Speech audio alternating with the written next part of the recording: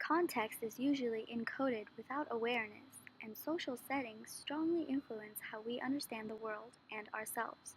So the way that we, as members of a large university in one of the largest cities in the US, perceive and evolve biases is inherently different than people living in the most isolated communities on Earth.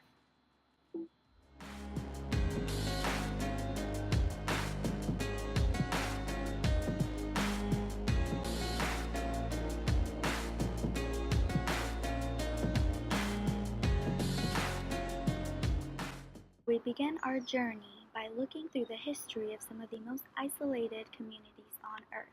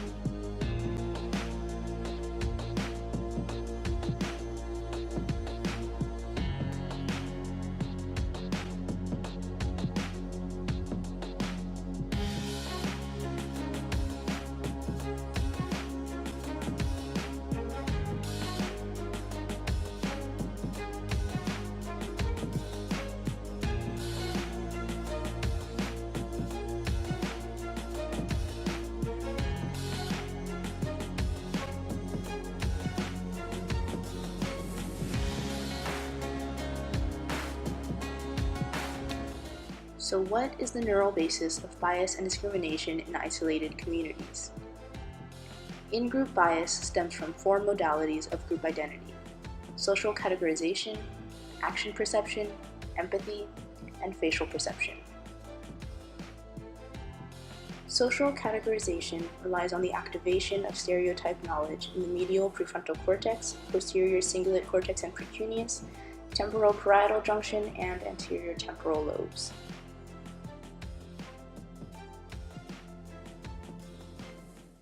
The medial prefrontal cortex is involved in concepts of social identity and personal identity.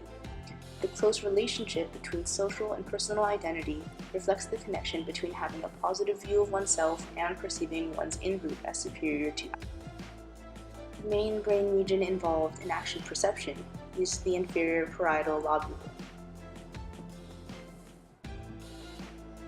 In empathy, the anterior cingulate cortex, as well as the anterior insula, have been implicated in effective pain sharing. The temporal parietal junction and medial prefrontal cortex are involved in cognitive empathy, and the ventromedial and dorsolateral prefrontal cortices are active in top-down regulatory processes. In face perception, the amygdala and the fusiform gyrus have been shown to play major roles. In-group bias results from the synthesis of these four modalities and complementary processes of their associated brain regions.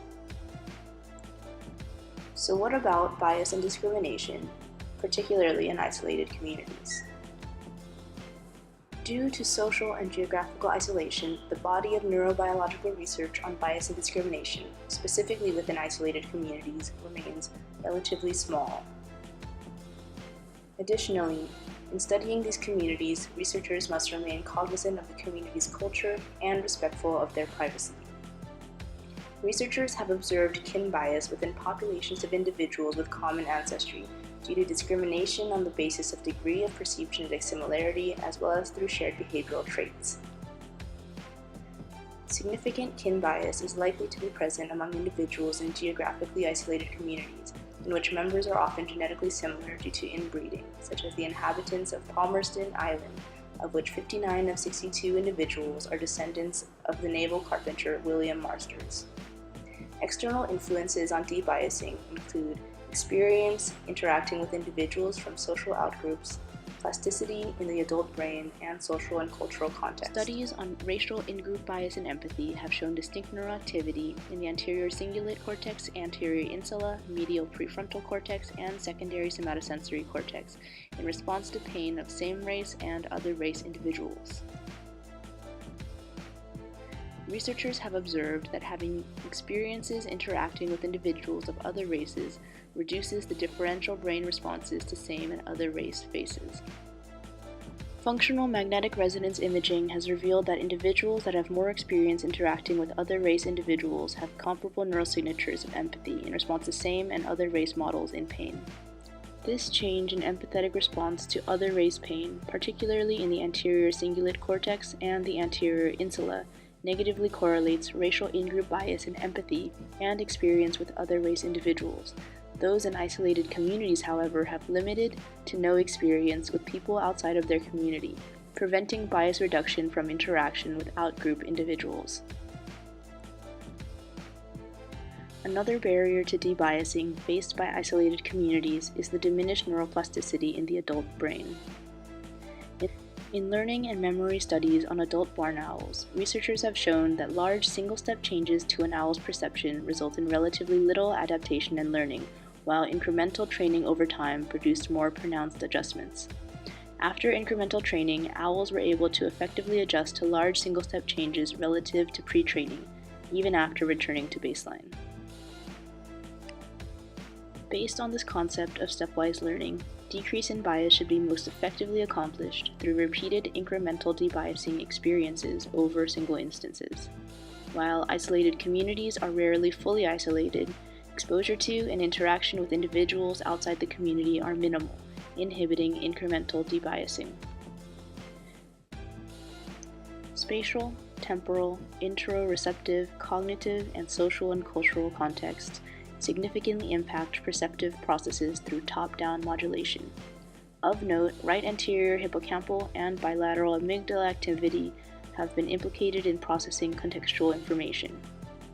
In isolated communities, exposure to different contexts, especially social and cultural contexts, is often limited. As a result, top-down modulation may rely on inadequate and insufficient schemas, reinforcing prejudice and implicit bias. As it's been for many years up here, the situation of remote Aboriginal communities continues to be very difficult. But now we're faced with a big health gap between people living in remote areas and everybody else. A lot of abuse of women and children, a lot of disruption, children not going to school, not getting fed properly. There was no question that there was literally a public health emergency, particularly in some of the remote communities in the Northern Territory and in Queensland.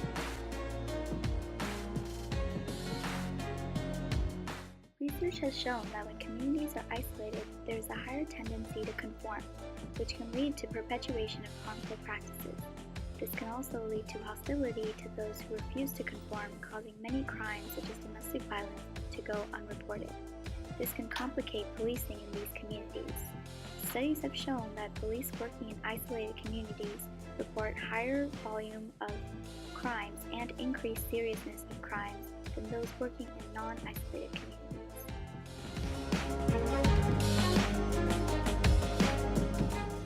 Isolated communities are never truly isolated due to increasing availability of the internet and increased desire for isolated communities to adopt it. There are many factors that can influence the desire to adopt internet in isolated communities, such as more innovative people tend to be more favorable of internet adoption, and younger people are more likely to adopt internet. Women are more likely to adopt internet, and people with higher incomes are more likely to adopt the internet in isolated communities. Considered both fascinating and novel, isolated communities tend to draw tourists and researchers alike. While further research on these communities must be conducted to better understand the implications of isolation, tourism affects the social organization and decision-making process of the respective communities. Visitors to isolated communities often create a power differential, where the host community is viewed as the other.